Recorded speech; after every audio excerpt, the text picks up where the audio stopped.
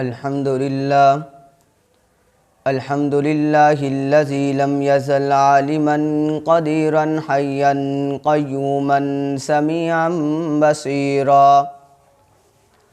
اللهم لك الحمد حمدا دائما مع دوامك، ولك الحمد حمدا لا منتهى له دون مشيتك. اللهم لك الحمد حمدا عدد القطرات والنباتات والحجر والشجر والأوراق. الحمد لله وكفى، والصلاة والسلام على من لا نبي بعده. أما بعد فأعوذ بالله من الشيطان الرجيم. بسم الله الرحمن الرحيم. وإذ ابتلى إبراهيم ربه بكلمات فأتمهن قال إني جاعلك للناس إماما. وقال الله تبارك وتعالى في الكلام المجيد والفرقان الحميد: والفجر وليال عشر والليل إذا يسر. قال النبي صلى الله عليه وسلم: بني الإسلام على خمس: لا إله إلا الله، او کما قال علیہ الصلاۃ والسلام. اللہم صل علی محمد وعلی آل محمد کما صلیت علی ابراہیم وعلی آل ابراہیم انک حمید مجید. اللہم بارک علی محمد وعلی آل محمد کما بارکت علی ابراہیم وعلی آل ابراہیم انک حمید مجید. رب اشرح لی صدری ویسر لی امری واحلل عقدۃ من لسانی یفقهوا قولی. رب زدنی علما رب زدنی علما رب زدنی علما نافعا.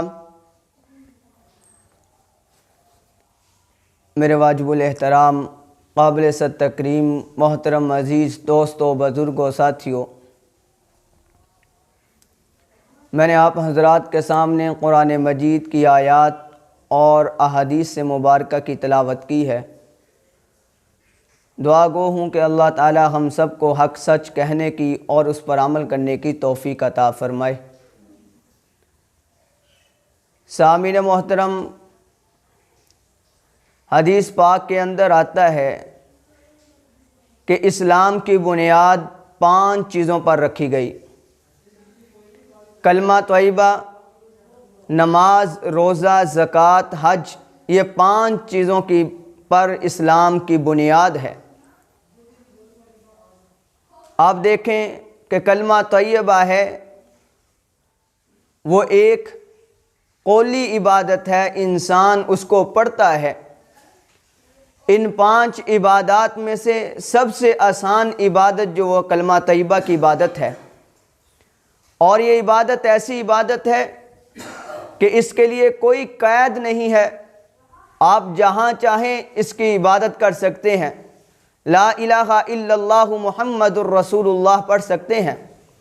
آپ رات ہو، دن ہو، شام ہو، صبح ہو، دوپہر ہو، زمانے کا کوئی بھی حصہ ہو یا کوئی بھی جگہ ہو، مکہ ہو، مدینہ ہو، شہر ہو، گاؤں ہو، حضر ہو، سفر میں ہو، آپ جہاں بھی ہو، جس وقت بھی چاہو آپ کلمہ طیبہ پڑھ سکتے ہو.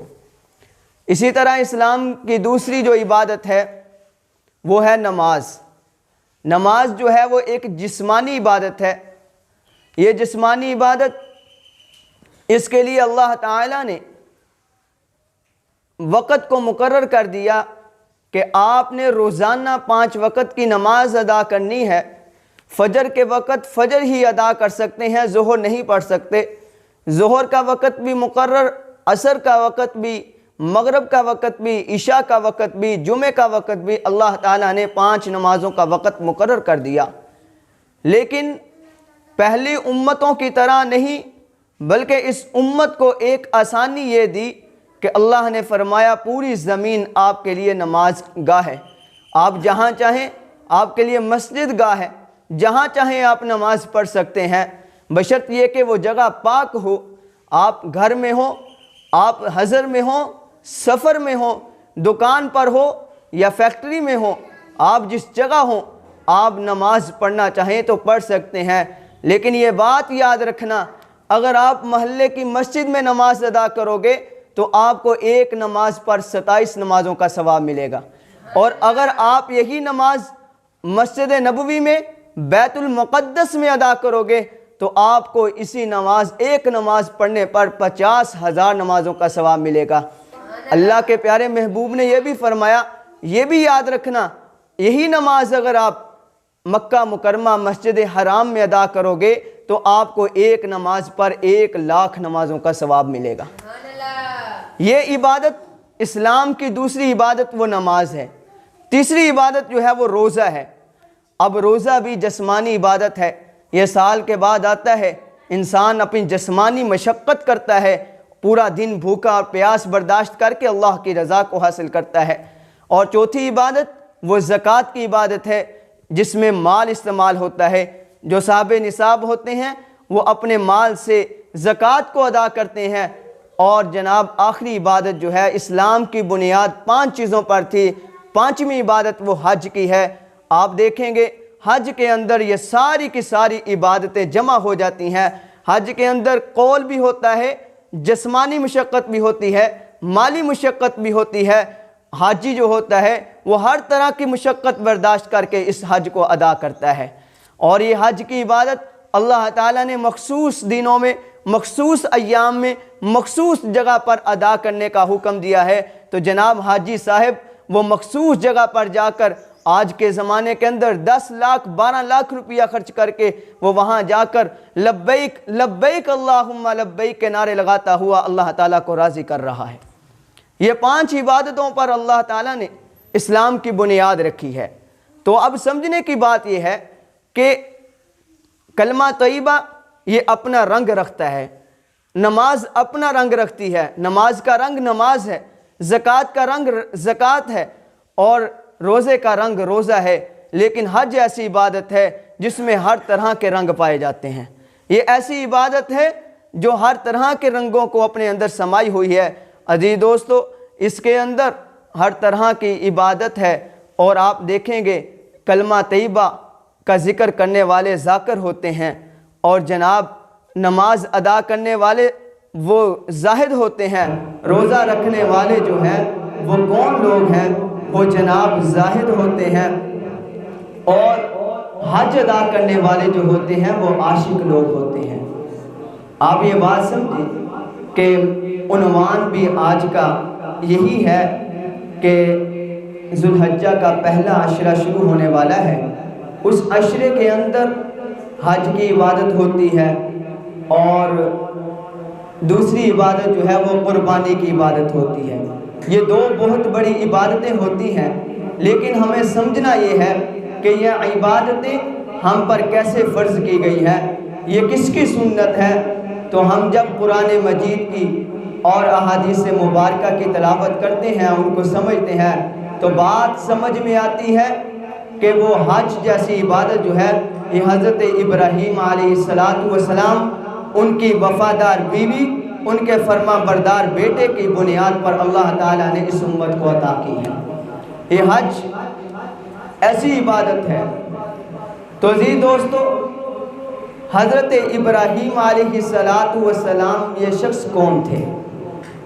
اگر ہم نے حج کو اور قربانی جیسی عبادات کو بیان کرنا ہے تو اس سے پہلے پیغمبر علیہ السلام حضرت ابراہیم علیہ السلام کا تذکرہ بھی بہت ضروری ہے کہ وہ نبی کون نبی تھے۔ وہ نبی ابو الانبیاء، انبیاء علیہ السلام کے باپ تھے۔ ان کے بعد 40,000 انبیاء علیہ السلام دنیا میں آئے۔ حضرت محمد الرسول اللہ صلی اللہ علیہ وسلم بھی ان کی لڑی سے آئے۔ ان میں سے سب سے پہلے ان کے بعد حضرت اسماعیل آئے، اور ان کے سب سے آخری پیغمبر جو ہیں وہ حضور علیہ السلام کی ذات اقدس ہے۔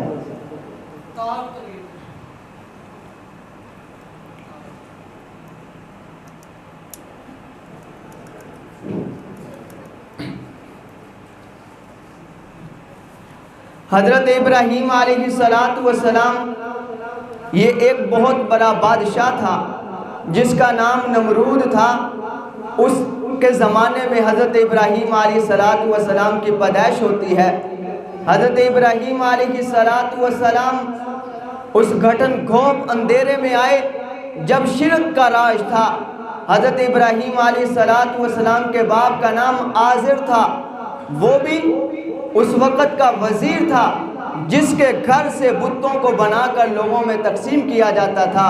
حضرت ابراہیم علیہ السلام نے اس گھر کے اندر اپنی آنکھیں کھولی تو کیا دیکھتے ہیں؟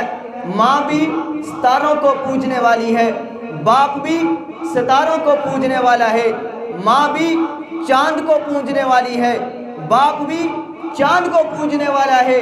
حضرت ابراہیم علیہ السلام ابھی بچپن میں ہی تھے تو اپنی ماں سے کہتے ہیں یا امی من ربک، اے ماں تیرا رب کون ہے؟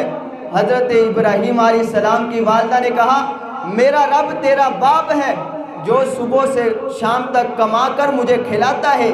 حضرت ابراہیم علیہ السلام نے فرمایا اے ماں میرے باپ کا رب کون ہے؟ کہا کہ تیرے باپ کا رب ستارے ہیں۔ حضرت ابراہیم علیہ السلام نے فرمایا اے ماں ستاروں کا رب کون ہے؟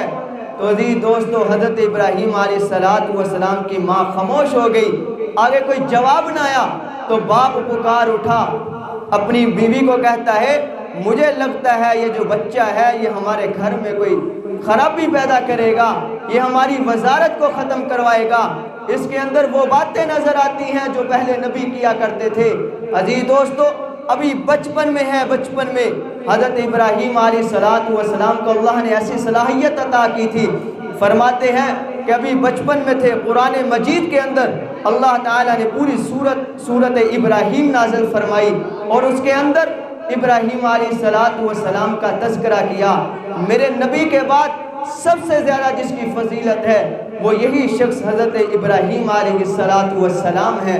حضرت ابراہیم علیہ السلام فرماتے ہیں کہ میں بیٹھ گیا، رات کا وقت ہوا، جس وقت ستارے نکلے تو میں نے ستاروں کی طرف دیکھ کر کہا فلما جن علیہ اللیل رآ کوکبا، یہ ستارے میرے رب ہیں، ھذا ربی، یہ میرے رب ہیں۔ اور تھوڑی دیر کے بعد جب دیکھا کہ ستارہ غروب ہو گیا، آپ نے فرمایا یہ ستارہ جو غروب ہو جائے، جو چھپ جائے، میں اس کو کبھی رب نہیں مانتا۔ پھر آگے فرمایا فلما والقمر بازغۃ قال ھذا ربی، یہ چاند میرا رب ہے۔ اب قوم کو سمجھا رہے ہیں، اپنے ماں باپ کو سمجھا رہے ہیں کہ یہ میرا رب ہے، یہ چاند میرا رب ہے۔ فرماتے ہیں جب وہ غروب ہو جاتا ہے حضرت ابراہیم علیہ السلام نے فرمایا یا اللہ تیرا شکر ہے تو نے مجھے گمراہ لوگوں میں سے پیدا نہیں کیا۔ پھر فرمایا فلما رأى الشمس بازغۃ قال ھذا ربی ھذا اکبر، جب سورج نکلا اللہ کے پیارے محبوب نے کہا یہ میرا رب ہے۔ جب وہ غروب ہو گیا شام کو تو حضرت ابراہیم علیہ السلام نے فرمایا فلما افلت قال یا قوم انی بریء مما تشرکون، اے اللہ تیرا شکر ہے تو نے مجھے شرک کرنے والی قوم سے پیدا نہیں کیا۔ پھر فرمایا انی وجہت وجہی للذی فطر السماوات والارض حنیفا وما انا من المشرکین، میں رخ کرتا ہوں اس ذات کی طرف جس نے آسمان کو پیدا کیا، جس نے زمین کو پیدا کیا، اور فرمایا کہ مجھے سیدھے راستے پر چلا دیا۔ حضرت ابراہیم علیہ السلام نے اپنے باپ کے سامنے عقیدے کو بیان کیا۔ عزیز دوستو بالآخر لوگوں نے حضرت ابراہیم علیہ السلام کی بات کو نہ مانا۔ حضرت ابراہیم علیہ السلام کے زمانے کی جو قوم تھی وہ میلوں پر جایا کرتی تھی، وہاں پر میلہ لگتا تھا، سال میں ایک دفعہ وہ میلوں پر جاتی تھی۔ تو حضرت ابراہیم علیہ السلام کو آپ کے باپ نے کہا آپ بھی ہمارے ساتھ چلو، میلے پر چلتے ہیں۔ تو حضرت ابراہیم علیہ السلام نے حیلہ اختیار کرتے ہوئے فرمایا فقال انی سقیم، میں تو بیمار ہوں۔ ستاروں کی طرف دیکھا، وہ لوگ ستاروں کی پوجا کرنے والے تھے، دیکھ کر فرمایا فقال انی سقیم، میں تو بیمار ہوں، میں نہیں جا سکتا۔ حالانکہ بیمار نہیں تھے، روحانی طبیعت خراب تھی کہ ایک بندہ وہ گناہ کرتا ہے، دوسرے بندے کی طبیعت خراب ہوتی ہے، جو ایمان والا ہوتا ہے وہ اس بات کو پسند نہیں کرتا۔ انہوں نے حیلہ اختیار کرتے ہوئے فرمایا کہ میں جسمانی لحاظ سے تو نہیں بیمار، لیکن روحانی لحاظ سے بیمار ہوں، تمہارے ساتھ نہیں جا سکتا۔ حضرت ابراہیم علیہ السلام میلے پر نہیں گئے۔ جب وہ لوگ میلے پر چلے گئے تو پیچھے سے حضرت ابراہیم علیہ السلام نے جہاں پر ان کے بت پڑے ہوئے تھے، انہوں نے ایک اپنی عبادت گاہ بنائی ہوئی تھی جس میں بت ہی بت رکھے ہوئے تھے۔ حضرت ابراہیم علیہ السلام وہاں چلے گئے، جا کر جناب کسی کا بازو کاٹ دیا، کسی کے جناب ٹانگ کاٹ دی، کسی کا ناک، کسی کے کان، سب کو قتل کر کے رکھ دیا، توڑ پھوڑ کے رکھ دیا۔ اور ایک جو بڑا تھا حضرت ابراہیم علیہ السلام نے جو تلوار تھی وہ اس کے ہاتھ میں دے دی، دے کر گھر میں واپس آ گئے۔ شیطان بڑا تیز تھا، اس نے جا کر وہاں لوگوں کے دلوں میں بات ڈال دی کہ جناب آپ کے خداؤں کو ایک انسان نے توڑ پھوڑ کر کے رکھ دیا ہے۔ وہ لوگ بھاگتے ہوئے آئے، آ کر جب اپنی عبادت گاہ میں گئے دیکھتے ہیں کہ سارے کے سارے بت توڑے ہوئے ہیں۔ ایک جو ہے بڑا، جو سب سے بڑا تھا ہمارا خدا، وہ ٹھیک ہے، اس کے ہاتھ میں تلوار ہے۔ آپس میں گفتگو کرنے لگے کہ اب ہم کس سے پوچھیں گے، تو بولتے بھی نہیں ہیں۔ اب ایک کہنے لگا کہ جناب ان بتوں کے خلاف ایک شخص ہے، ایک نوجوان ہے جو گفتگو کرتا ہے، جس کا نام ابراہیم ہے، ہم سب اس کے پاس چلتے ہیں۔ سارے کے سارے حضرت ابراہیم علیہ السلام کے پاس آ گئے۔ حضرت ابراہیم علیہ السلام سے کہنے لگے آپ نے ہمارے بتوں کو توڑا ہے۔ جناب حضرت ابراہیم علیہ السلام نے فرمایا کہ میں نے نہیں توڑا، وہ تو اسی نے توڑا جس کے ہاتھ میں تلوار ہوگی، آؤ ہم چلتے ہیں۔ حضرت ابراہیم علیہ السلام وہاں پہنچے، فرمایا کہ اس سے پوچھو کہ اس نے کیوں ایسا کام کیا ہے۔ وہ سارے کے سارے شرمندہ ہو کر نیچے نگاہ کر کے کھڑے ہو کر کہتے ہیں اے ابراہیم آپ کو نہیں پتا، یہ نہیں بولتے۔ تو حضرت ابراہیم علیہ السلام نے فرمایا اف لکم ولما تعبدون من دون اللہ افلا تعقلون، تمہارے اوپر تف ہو کہ تم ایسے لوگوں کو معبود بنایا جو تمہارے نفع و نقصان کے بھی فائدہ مند نہیں ہے، جو تمہارے نفع و نقصان کا بھی کچھ بھی نہیں کر سکتے، ایسے لوگوں کو تم نے اپنا معبود بنایا ہوا ہے۔ تو حضرت ابراہیم علیہ السلام نے فرمایا معبود ایک ہی ذات ہے جس کا نام اللہ ہے۔ تو عزیز دوستو، جب ان لوگوں کے پاس کوئی بھی اب دلیل نہ رہی، بالآخر انہوں نے آپس میں مشورہ کیا۔ مشورہ کرنے کے بعد سارے کے سارے لوگ اکٹھے ہو گئے۔ اکٹھے ہونے کے بعد انہوں نے نمرود جو بادشاہ تھا اس کو بھی بلا لیا۔ اب فیصلہ یہ ہوا کہ جناب سارے کے سارے اکٹھے ہو جاؤ اور سارے لوگ جو ہے وہ لکڑیاں اکٹھیاں کرنے شروع کر دو۔ اب لکڑیاں اکٹھی کرنی شروع کی، اتنا بڑا لکڑیوں کا ایک گٹھا اکٹھا کر لیا۔ اکٹھا کرنے کے بعد اب اعلان ہوتا ہے کہ 400 لوگ ایک جگہ پر آ جائیں اور ابراہیم علیہ السلام کو اٹھا کر اس آگ میں پھینک دیں۔ اب وہ آتے ہیں، آ کر حضرت ابراہیم علیہ السلام کو اس آگ میں پھینکتے ہیں، جس آگ کے اوپر سے 3 میل کے فاصلے پر اگر کوئی پرندہ جاتا تھا وہ بھی اس کی وجہ سے سر کر وہ آگ میں گر جاتا تھا، راکھ ہو جاتا تھا۔ تو حضرت ابراہیم علیہ السلام کو جس وقت ان لوگوں نے آگ میں پھینکا تو اللہ تعالیٰ نے بھی آگ کو حکم فرمایا برداً و سلاماً علی ابراہیم، اے آگ ابراہیم علیہ السلام پر ٹھنڈی ہو جا، حضرت ابراہیم علیہ السلام پر ٹھنڈی ہو جا اور سلامتی والی ہو جا۔ میں نے سوال کیا یا اللہ آپ بردن بھی کہہ سکتے تھے، سلام من کیوں کہا؟ اللہ فرماتے ہیں جب بردن کا حکم فرماتا تو آگ اتنی ٹھنڈی ہو جاتی، اتنی ٹھنڈی ہو جاتی کہ وہ رحمت کی بجائے زحمت بن سکتی تھی۔ جس طرح آگ اگر آگ ہو وہ اتنی گرم ہوتی ہے، اتنی گرم ہوتی ہے کہ وہ رحمت کی بجائے زحمت بن جاتی ہے۔ اس لیے اللہ نے حکم فرمایا برداً و سلاماً، آگ بھی سمجھ گئی میرے اللہ کا حکم یہ ہے کہ سلامتی والی بن جا، کہ ابراہیم علیہ السلام کو سلامت رکھنا ہے۔ حضرت ابراہیم علیہ السلام پر آگ ٹھنڈی ہو جاتی ہے، سلامتی والی ہو جاتی ہے۔ جناب اللہ رب العزت بھی اپنے فرشتوں کو کہتے ہیں او عرش کے دروازے کھول دو۔ اللہ کے پیارے فرشتے عرش کے دروازے کھولتے ہیں۔ اللہ اعلان فرماتا ہے او فرشتوں دیکھو آج ابراہیم علیہ السلام کا میں نے ایک اور امتحان لے لیا۔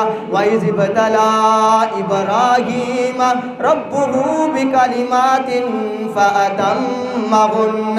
اللہ فرماتے ابراہیم علیہ السلام کو میں نے بہت سارے امتحانوں میں آزمایا۔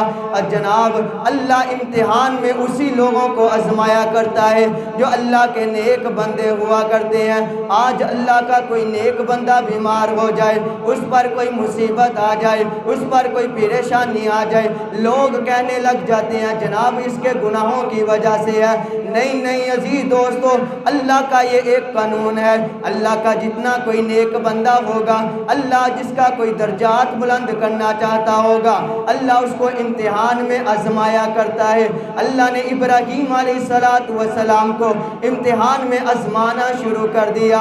عزیز دوستو اللہ نے اس آگ کے اندر جو انگارے تھے اللہ نے اس کو پھولوں جیسا بنا دیا۔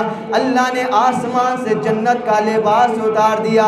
ابراہیم علیہ السلام نے اس لباس کو پہن لیا۔ اللہ رب العزت نے اس آگ کو جنت کا باغ بنا دیا۔ جناب جس وقت آگ جنت کا باغ بن جاتی ہے، فرشتے بھی اللہ کے اس حبیب کا نظارہ کرتے ہیں۔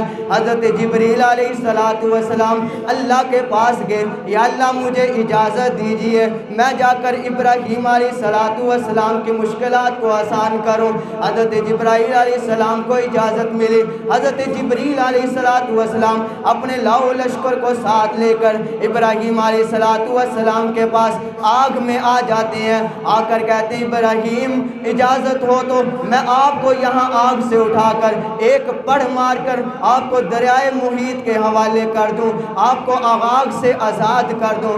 ابراہیم علیہ السلام نے فرمایا اور کیوں آپ پڑھائی بیٹھ آئے ہیں یا آپ کو سرکار نے بھیجا ہے؟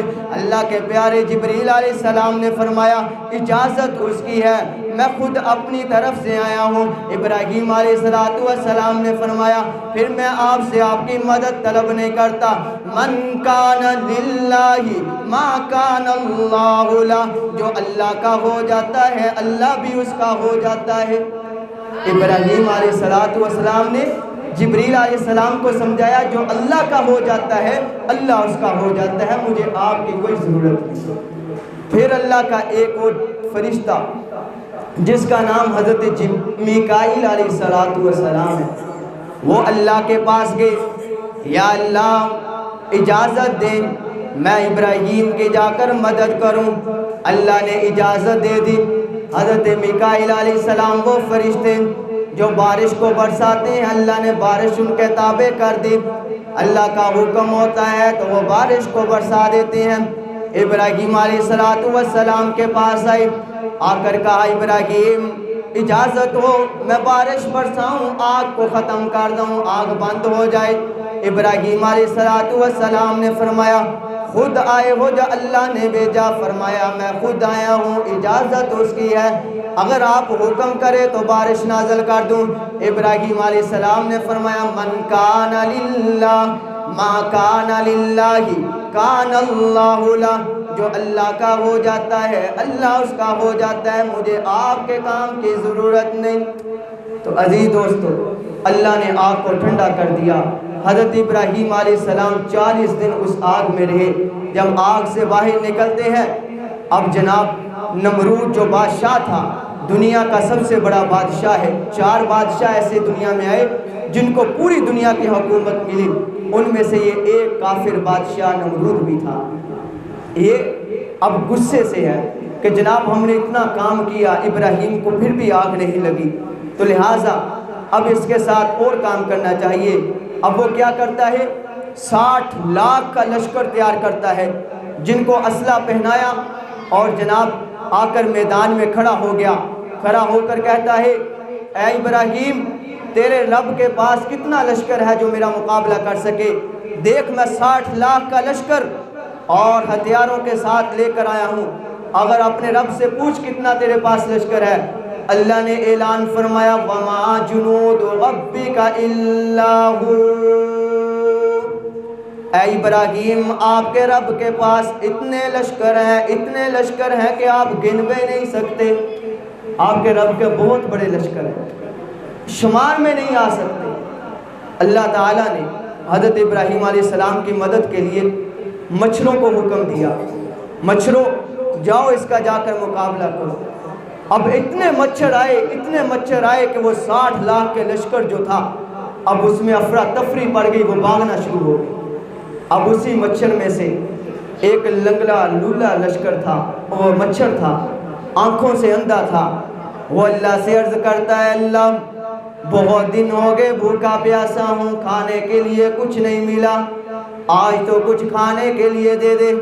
اللہ نے فرمایا نمرود کے دماغ میں چلے جا اور کوئی بکرے کا مغز کھائے، کوئی گائے کا مغز کھائے، کوئی بھینسے کا مغز کھائے۔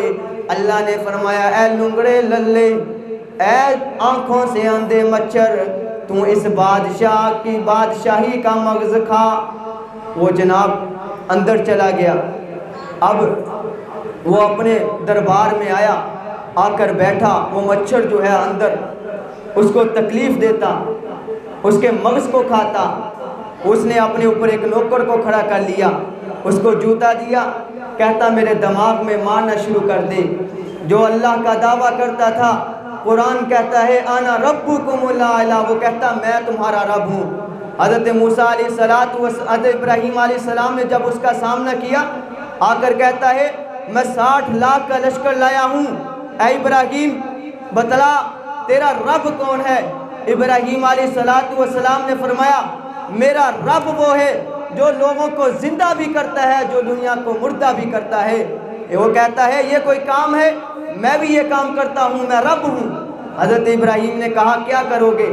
کہتا ہے جاؤ بھائی، وہاں پر میں نے آرڈر دیا ہے ایک بندے کو پھانسی کا، اس کو پھانسی نہیں دینی، اس کو رہا کر دو۔ ایک وہ بندہ ہے جو آزاد ہے، اس کو پکڑ کر پھانسی دے دو۔ دیکھ میں نے جس کو پھانسی نہیں دینی تھی اس کو میں نے آزاد کر دی، اس کو مار دیا، جس کو مارنا تھا اس کو میں نے آزاد کر دیا، میں رب ہوں۔ حضرت ابراہیم علیہ السلام کو اللہ نے صلاحیت دی تھی، جو ایمان والے ہوتے ہیں اللہ تعالیٰ نے ان کو عقل بھی دی ہوتی ہے اور صلاحیت بھی دی ہوتی ہے۔ جناب حضرت ابراہیم علیہ السلام نے اگلا سوال یہ کیا او بدبخت میرا رب تو وہ ہے جو مشرق سے سورج کو نکال کر مغرب میں غروب کرتا ہے، اگر تو رب ہے تو مغرب سے سورج کو نکال کر مشرق میں غروب کر۔ جناب وہ وہیں پر خاموش ہو گیا، اس کے پاس کوئی جواب نہ رہا۔ بالآخر اس نے حضرت ابراہیم علیہ السلام کو اور سوال کیے تو اللہ نے مچھر اس کے دماغ میں پہنچا دیا۔ اب اس کے دماغ میں جوتے پڑتے ہیں۔ 40 دن اس نے حضرت ابراہیم علیہ السلام کو آگ میں رکھا تو اللہ نے 40 دن اس کے دماغ کے اندر اوپر جوتے مروائے۔ 40 دن جوتے پڑھتے پڑھتے وہ دنیا سے جہنم کی طرف واصل ہو گیا۔ عزیز دوستو، یہ انبیاء علیہ السلام کی بہت قربانیاں ہیں۔ یہ آج کا مشن جہاں تک ہم پہنچے ہیں، یہ حضرت ابراہیم علیہ السلام پر اللہ نے بہت امتحان لیے۔ ان کے اور بھی بہت امتحان ہیں، ٹائم بہت مختصر ہے، انشاءاللہ اگلے جمعے کچھ بیان کریں گے۔ یہ ایک امتحان بیان کیا۔ پہلا امتحان یہ تھا کہ بچپن میں تھے، باپ بھی مشرک، ماں بھی مشرک، چاند سورج کو پکارنے والے، اللہ نے ان کے گھر میں ابراہیم کو پیدا کیا۔ ابراہیم نے وہاں پر لا الہ الا اللہ کا نعرہ لگایا۔ پھر اس کے بعد نمرود کا مقابلہ کیا، نمرود میں آگ میں اللہ کے محبوب کو پھینک دیا تو وہاں پر امتحان آیا، اپنی جان کو پیش کر دیا تو اللہ نے جنت کا نظارہ بنا دیا۔ عزیز دوستو، انہی کی وجہ سے حضرت ابراہیم، ان کی وفادار بیوی، ان کے فرما بردار بیٹے کو اللہ تعالیٰ نے ایسی ان کی اداؤں کو پسند آئی، اللہ نے حج جیسا مشن اس امت کو عطا کیا۔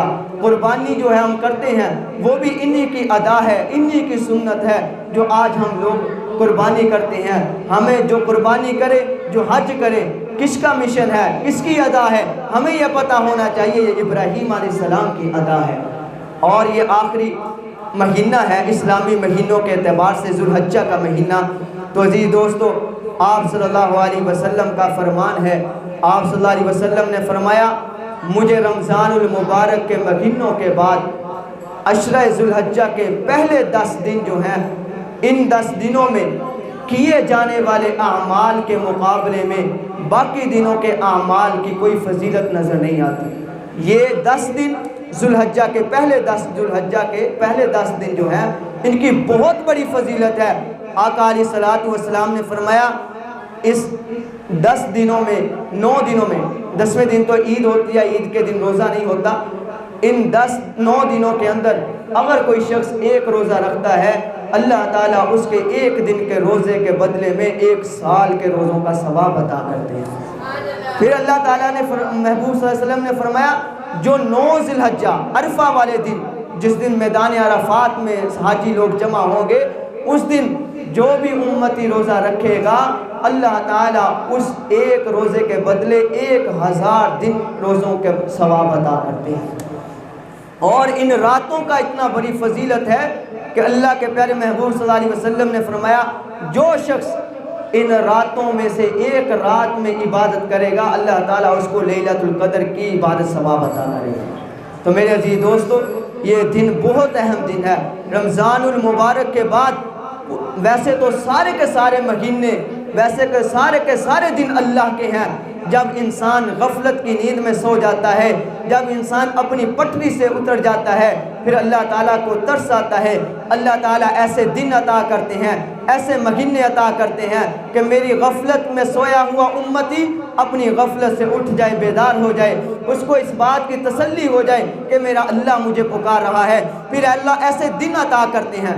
وہ دن کون سے؟ کبھی یہ 10 ذی الحجہ کے دن آتے ہیں، کبھی رمضان کا مہینہ آتا ہے، کبھی شب برات آتی ہے، کبھی شب قدر آتی ہے۔ تو عزیز دوستو، آج یہ ہمارے لیے یہ 10 ذی الحجہ تک بہت اہم دن آ رہے ہیں۔ ان دنوں میں اللہ کی عبادت جتنی کر سکتے ہو کرو۔